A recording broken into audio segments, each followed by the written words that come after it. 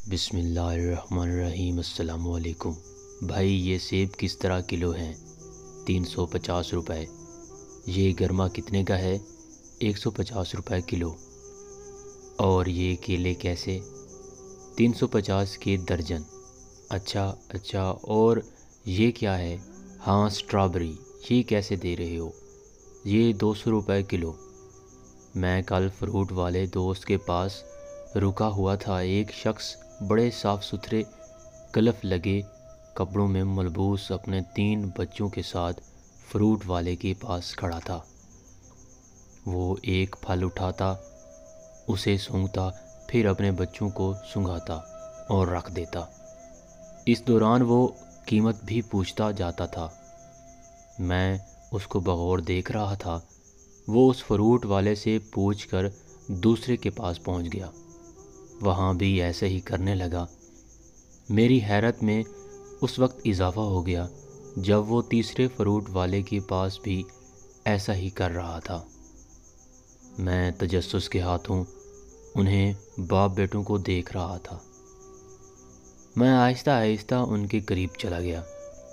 ان کی بات سن کر میرے پاؤں تلے سے زمین نکل گئی۔ کتنی دیر میں گم سم کھڑا رہا۔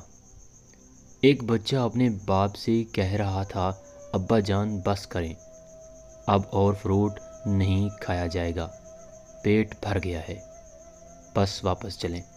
باپ نے سر پر باندھے رومال سے ماتھے کو پسینہ پونچھتے ہوئے جلدی سے بھیگی آنکھیں صاف کیں اور بچوں کا ہاتھ پکڑے تیز تیز قدموں سے چل دیا۔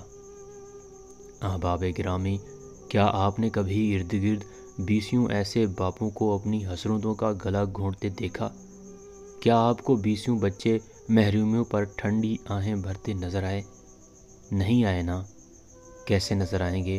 ہماری آنکھوں پر تو اپنی اپنی ضرورتوں، اپنی اپنی خواہشوں اور اپنی اپنی خریداریوں کے پردے پڑے ہوئے ہیں۔ ہم اپنی ہی مستی میں مگن ہیں۔ ہمیں تو بس اپنا پیٹ بھرنا ہے، اپنا مال سنبھال کر رکھنا ہے۔ ہمیں اس سے کیا غرض کہ کون جیتا ہے، کون بھوک سے مرتا ہے؟ ہمیں تو اپنا الو سیدھا کرنا ہے، ایسا ہی ہے نا؟